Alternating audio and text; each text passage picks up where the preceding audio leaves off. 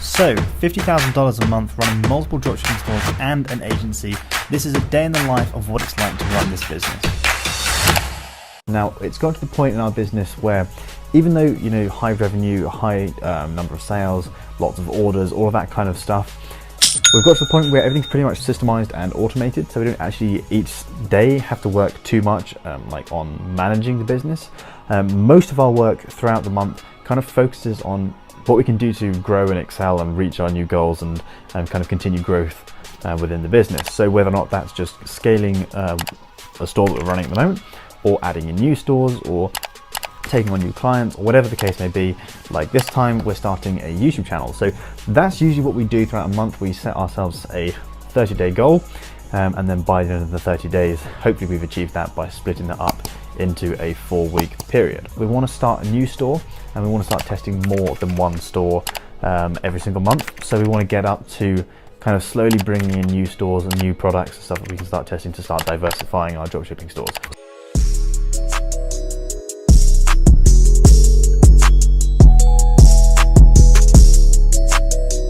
So at the moment, this is what we've done, 5th of June to 5th of So first thing in the morning, we have a little bit of a sit down, a small chat about what we need to do for the day to make sure we're on track and on target to reach our monthly goals. This is then usually followed by about half an hour of me doing customer service, emails and the Facebook page messages, shortly followed by a little bit of a strategy of us going through what happened for the day yesterday on the ads and on the Shopify store. Meeting time. We need to also talk about how we're going to increase our returning customer rate, make sure that goes up. Yeah, so this is one thing I want to talk about, because obviously for people out there who are wondering what it's like running a $50,000 a month business that you're scaling, they are, there's an element of what you have to do to increase the number, and that's basically just spend more on ads. But there are systems you need to have in place to make sure that works. So you can't just be like, I'll whack up, another $500 in ad spend today without having the systems in place, because immediately you'll get charged back and stuff and people getting disappointed.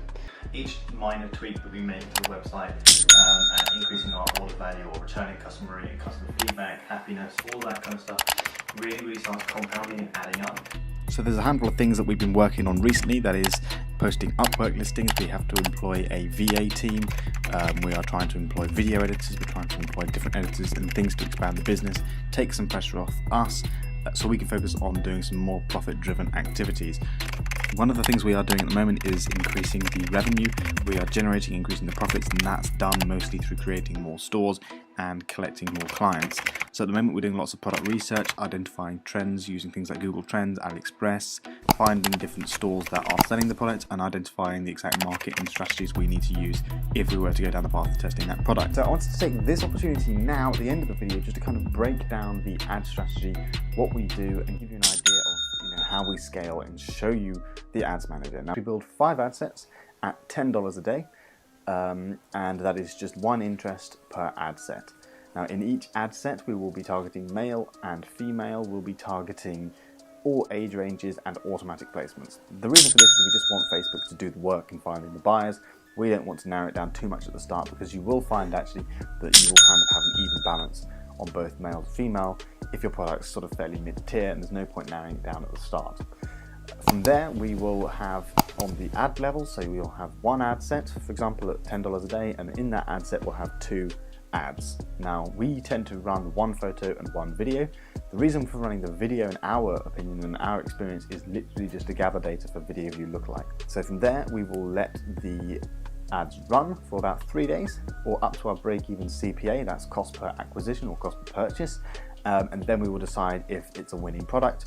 If it is a winning product, we then move into our sort of second phase of scaling, and that is adding or cycling in more interests at $10 a day until we build up a bank of about 20 different interests. We just let that run, and then from there it's just rinse and repeat, keep cycling in new ones, checking out the columns and the data and just deciding when to kill things, when to keep things running, and making sure everything has enough time to optimize before you kill it prematurely. And that's basically it. There's a lot of data reading and data analysis, which we will break down in another video.